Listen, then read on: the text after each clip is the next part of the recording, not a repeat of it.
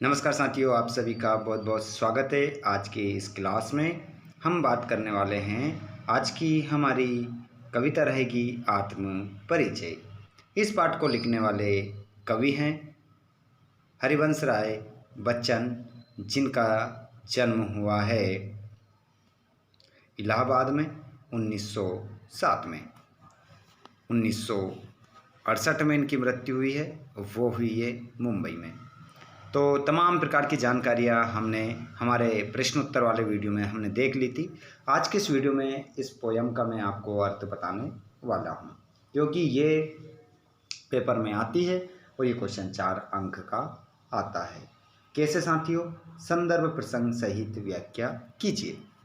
तो बने रहिएगा, कहीं मत जाइएगा, यहाँ पर आपको पूरा देखने को मिलेगा अर्थ।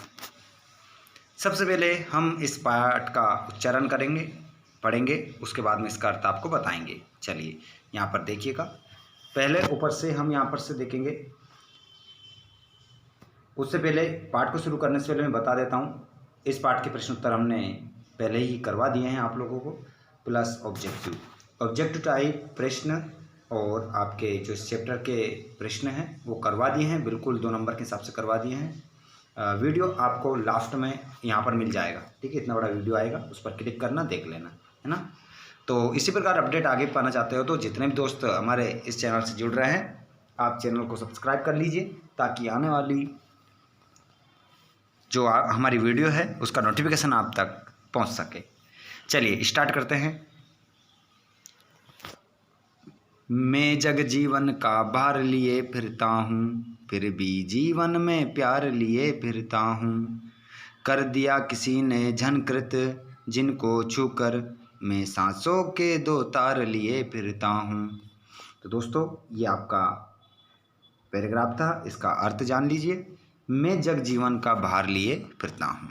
कवि हरिवंश राय बच्चन इस पंक्ति के माध्यम से कहना चाहते हैं कि मैं संपूर्ण जो संसार है उसका भार मेरे ऊपर ही लिए फिरता हूँ, फिर भी जीवन में प्यार लिए फिरता हूँ। मतलब पूरे संसार का वजन मेरे ऊपर ही रखा है, फिर भी मैं अपने मन में सभी के लिए क्या लेकर फिरता रहता हूँ?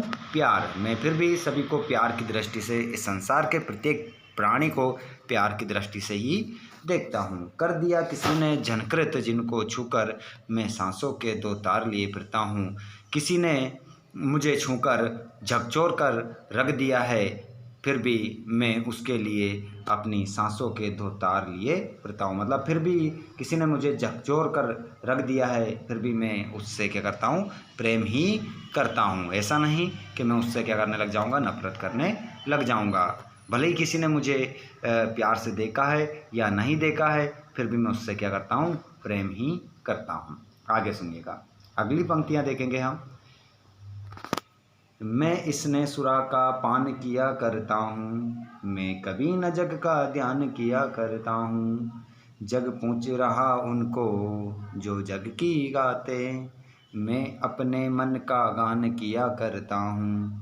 अब देखिएगा, इस पंक्ति का अर्थ समझिएगा। मैं इसने सुरा का पान किए करता हूँ, तो यहाँ पर हरिवंश राय बच्चन कहते हैं इसने का मतलब होता है प्रेम, सुरा का मतलब होता है शराब। मैं प्रेम रूपी शराब का क्या करता हूँ? पान करता हूँ। मतलब मैं इसने रूपी शराब को पीता हूँ। मैं कभी ना जग का ध्यान किया करता, फिर मैं कभी भी जग का क्या नहीं करता? ध्यान नहीं करता हूँ। जग पूछ रहा हूँ उनको जो जग की गाते हैं। कवि इन पंक्ति के माध्यम से कहना चाहता है कि जग, ये संसार उन लोगों को पूछता है जो जग की क्या, संसार की क्या करते हैं? गाते हैं। उनको ये संसार पूछता है। मैं अपने मन का गान किया करता हूँ, और मैं क्या करता हूँ? जो मेरे मन में आता है उसको मैं बता देता हूँ। आगे सुनिएगा, अगली पंक्तियाँ सुनिएगा। ये व्याख्या में आपको लिखना रहेगा साथियों, भावार्थ में आपको लिखना रहेगा। यहाँ से आपके सब क्वेश्चन, ऑब्जेक्टिव टाइप क्वेश्चन, प्रश्न उत्तर सब कंप्लीट आपके हो जाएंगे अगर आप ध्यान से सुनेंगे। चलिए। मैं निज उर के उद्गार लिए फिरता हूँ, मैं निज उर के उपहार लिए फिरता हूँ। है ये अपूर्ण संसार न मुझको भाता, मैं सपनों का संसार लिए फिरता हूँ। यहाँ पर कवि कहते हैं कि मैं निज उर के उद्गार लिए फिरता हूँ, मतलब मैं अपने निज अपने स्वयं के हृदय के जो हृदय में मेरे जो भाव आते हैं उनको मैं लिए फिरता हूँ। मैं निज में उर के उपहार लिए फिरता हूँ, मैं अपने हृदय में लोगों के लिए क्या लेकर फिरता हूँ, उपहार लेकर फिरता रहता हूँ। ये अपूर्ण संसार न मुझको भाता, ये जो आधा अधूरा संसार है ये मुझे अच्छा नहीं लगता है। मैं सपनों का संसार लिए फिरता हूँ और मैं अपने सपनों में क्या बना लेता हूँ, एक नई दुनिया बना लेता हूँ, नया संसार बना लेता हूँ और उसको लेकर घूमता फिरता रहता हूँ।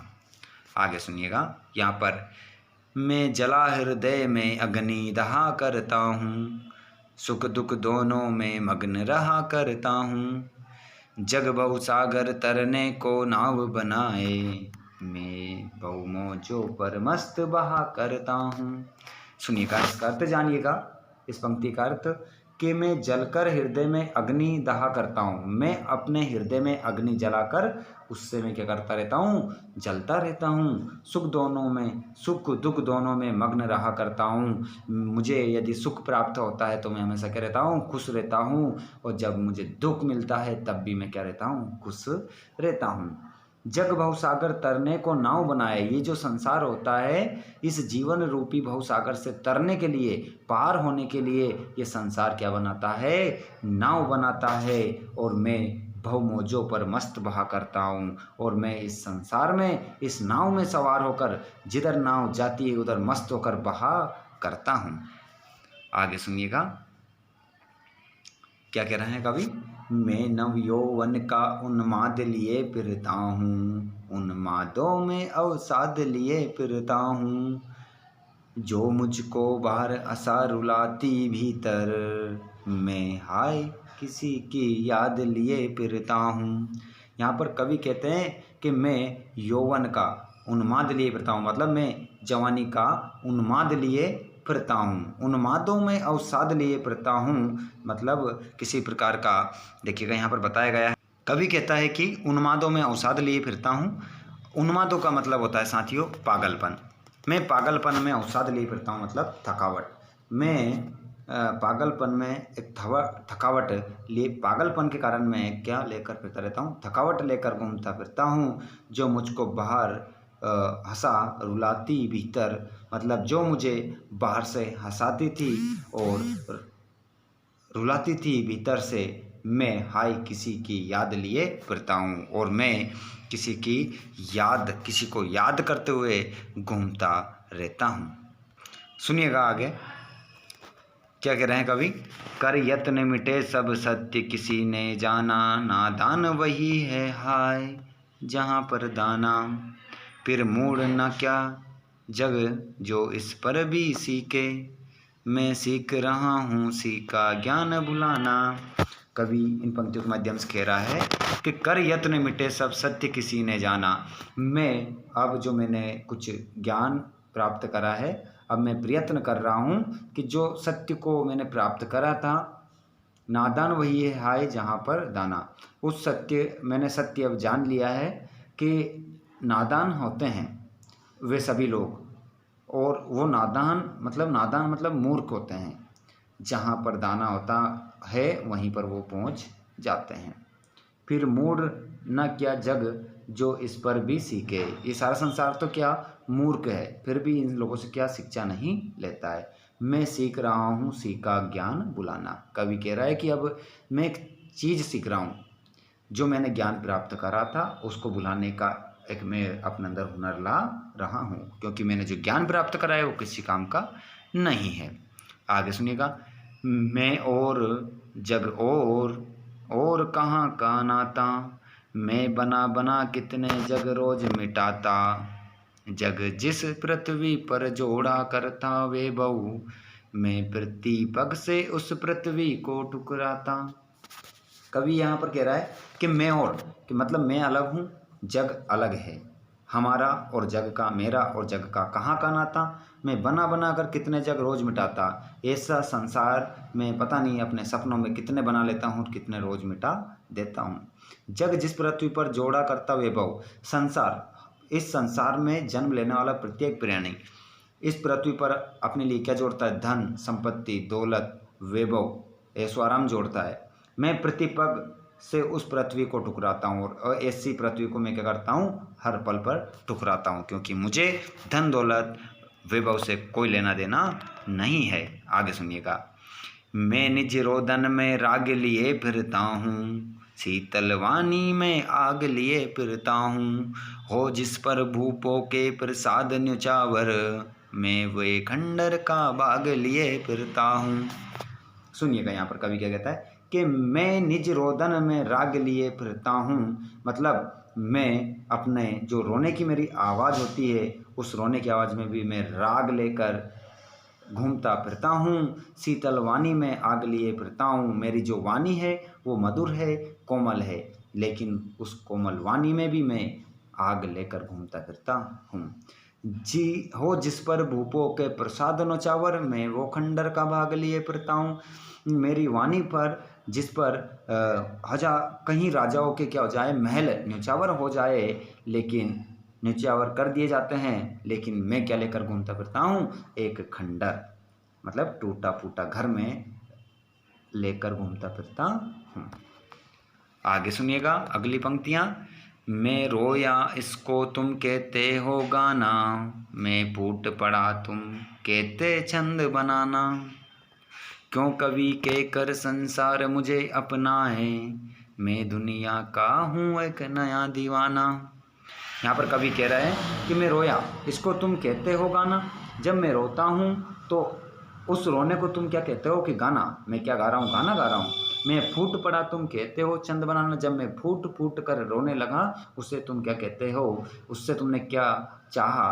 कविता बनाना तुमने चाहा। क्यों कवि कहकर संसार मुझे अपनाए, ये संसार मुझे कवि कहकर क्यों अपना रहा है? मैं दुनिया का हूँ एक नया दीवाना, मैं तो इस दुनिया का क्या हूँ? एक अलग ही प्रकार का दीवाना हूँ। तो फिर कवि मुझे ये संसार क्यों कहता है? आगे सुनिएगा। मैं दीवानों का वेश लिए फिरता हूँ, मैं मादक तानी सैस लिए फिरता हूँ। जिसको सुनकर जग झूम झुके ले रहा है, मैं मस्ती का संदेश लिए फिरता हूँ। इन पंक्तियों के माध्यम से कवि कह रहे हैं कि मैं दीवानों का वेश लिए फिरता हूँ, मतलब मैं तो क्या हूँ? मस्त मौला दीवाना हूँ, और दीवाने का मैं तो वेश लेकर इस संसार में घूमता रहता हूँ। मैं मादकता नहीं शेष लिए फिरता हूँ। मादकता का मतलब होता है नशा। मेरे जीवन में कोई भी ऐसा नशा नहीं है जो कोई बचा है, किसी प्रकार का शेष नहीं बचा है कुछ भी। जिसको सुनकर जग झूम झुके लहराए, जिसको सुनकर अगर कोई नशा है मेरे जीवन में, जिसे सुनकर संसार क्या करे? झूमे। ये संसार क्या करे? झूमे और मेरे आगे झुके और लहराए। मैं मस्ती का संदेश लिए फिरता हूँ। अरे मैं तो एक दीवाना हूँ और मैं तो क्या लेकर घूमता फिरता हूँ? मस्ती का संदेश लेकर घूमता फिरता हूँ। तो मित्रों, इसी में आगे हमारी एक और कविता आती है, दिन जल्दी जल्दी ढलता है, वो भी मैं आपको बता देता हूँ। देखिएगा, ये रही आपकी एक और कविता, इसी पाठ में आएगी ये भी, दिन जल्दी जल्दी ढलता है। थोड़ा सा इसको भी हम देख लेते हैं। हो जाए ना पथ में रात कहीं, मंजिल भी तो है दूर नहीं। ये सोच थका दिन का पंथी भी, जल्दी जल्दी चलता है, दिन जल्दी जल्दी ढलता है। सुनिएगा इसका अर्थ, ये पेपर में आपके आ जाएगी। जितने भी दोस्त हमारे इस वीडियो को देख रहे हैं और आपको अच्छे से समझ में आ रहा है, तो आप एक बार वीडियो को लाइक ज़रूर कीजिएगा, अपने सभी मित्रों के साथ शेयर कीजिएगा। आगे भी पार्ट 2 का अर्थ आपको बताया जाएगा, तो उसका अर्थ जानने के लिए चैनल को जरूर सब्सक्राइब करके घंटी बटन को ऑल पर करिएगा। आगे सुनिए, इसका अर्थ जानिए। हो जाए ना पथ में रात कहीं, तो यहाँ पर कवि कहते हैं कि जो पथिक होता है उसको कहीं रास्ते में क्या ना हो जाए, रात नहीं हो जाए, क्योंकि मंजिल भी तो है दूर नहीं, क्योंकि उस पथिक की मंजिल जो है वो ज़्यादा दूर अब नहीं है। और कहीं ना कहीं डर है इस बात का कि रात नहीं हो जाए, मंजिल भी ज़्यादा दूर नहीं है। ये सोच थका दिन का पंथी भी, जल्दी जल्दी चलता है, दिन जल्दी जल्दी ढलता है। यही सोचकर पथिक जो राहगीर होता है वो सोच कर क्या करता है कि दिन जल्दी जल्दी ढल ना जाए, इस कारण से वो यात्रा कर कर के थक चुका है, तो यही सोच कर क्या करने लगता है? जल्दी जल्दी चलने लगता है। आगे सुनिएगा अगली पंक्तियाँ। बच्चे प्रत्याशा में होंगे, नीड़ों से झांक रहे होंगे। ये दान परों में चिड़िया के भरता, कितनी चंचलता है, दिन जल्दी जल्दी ढलता है। सुनिएगा यहाँ पर अर्थ। बच्चे प्रत्याशा में होंगे, बच्चे आशा में होंगे, नीड़ों से झांक रहे होंगे, घोंसलों से झांक रहे होंगे। ऐसी बात किसने सोची साथियों? चिड़िया ने।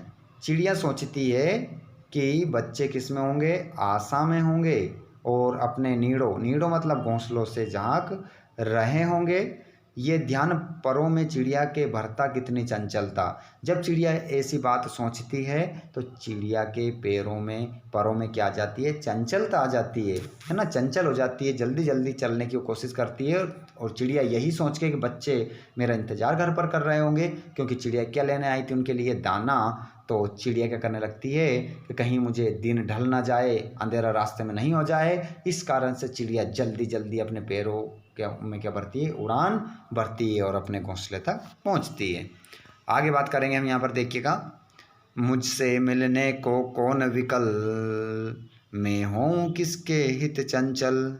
ये प्रश्न शीतल करता पद को, भरता उर में विहलता है, दिन जल्दी जल्दी ढलता है।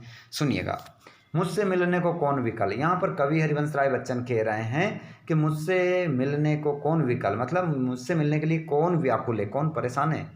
मैं हो किसके हित चंचल, मैं किसके लिए, मतलब मेरे पैरों को जल्दी में चलाऊं, किसके लिए मैं जल्दी जल्दी जाऊं। ये प्रश्न शिथिल करता पद को, भरता उर में विहलता। यही बात सोचकर मेरे जो पैर होते हैं वो धीरे धीरे चलने लगते हैं, भरता उर में विहलता। और मेरे हृदय में क्या भर आती है? विहलता, मतलब मेरा हृदय व्याकुलता से भर जाता है। दिन जल्दी जल्दी ढलता है। जो दिन जल्दी जल्दी ढलता है उससे मुझे कोई लेना देना नहीं है, क्योंकि घर पे मेरा कोई इंतजार नहीं कर रहा है। ऐसा कवि इस पंक्ति के माध्यम से कहना चाहते हैं। तो साथियों, ये आपका पाठ हो चुका है। इसके प्रश्नोत्तर यहाँ पर आपको अभी देखने को मिल रहे होंगे। यहाँ पर इस कार्ड पर क्लिक करें, आप इस कार्ड पर क्लिक करें और आप प्रश्नोत्तर कंप्लीट कर सकते हैं। मिलते हैं हम अगले वीडियो में। God bless you all, take care.